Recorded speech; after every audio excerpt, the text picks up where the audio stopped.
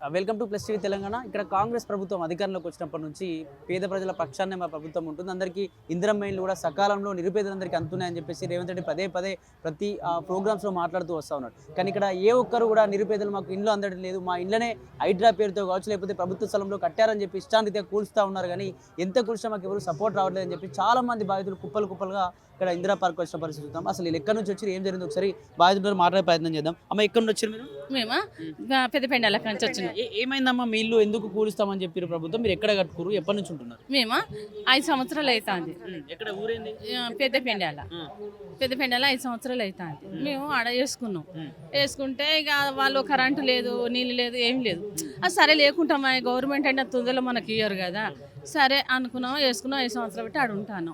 ఇక ఎట్లా ఉంటాం. ఇప్పుడు ఆయన గెలిచినాక ఏమనుకున్నాం, ఏమంత్ రెడ్డి గెలితే పాపం మాకు వస్తాడు, ఆయన కష్టాలు చూస్తాడు కావచ్చు, మాకు ఇండ్లు ఇప్పిస్తాడు కదా, మాకు పట్టాలు ఇస్తాడు కదా, ఆయన ఉన్నాడు కదా, ఆయన గెలవాలని మేము ఆయనకు ఓట్లేసినాం.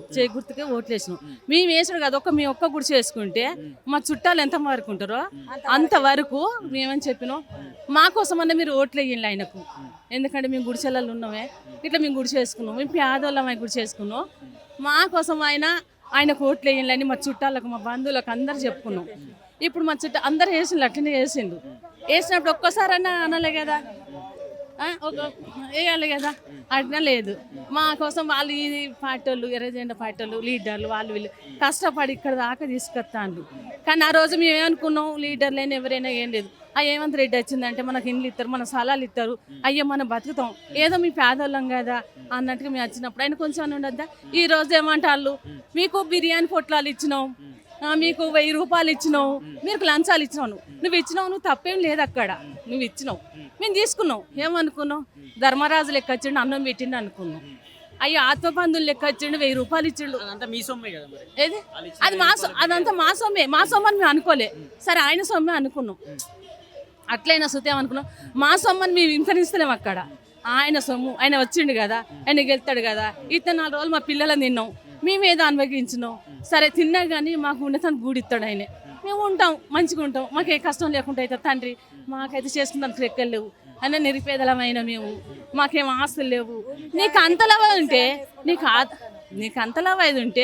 నువ్వు ఆధార్ కార్డు కూడా తీసుకోవచ్చు కదా.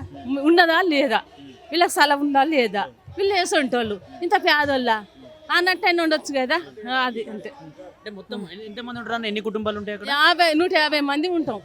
150 మంది. ఇప్పుడు అంటే కేసీఆర్ ఉన్నప్పటి నుంచి అదే పరిస్థితి. కేసీఆర్ ఉన్నప్పుడు ఏమన్నా చెప్పిరా మీకు ఇల్లు కట్టిస్తాం ఉండొచ్చు ఇక్కడ అని చెప్పి? చెప్పాలి. ఈయన ఏమంత్ రెడ్డి చెప్పిండు మాకు.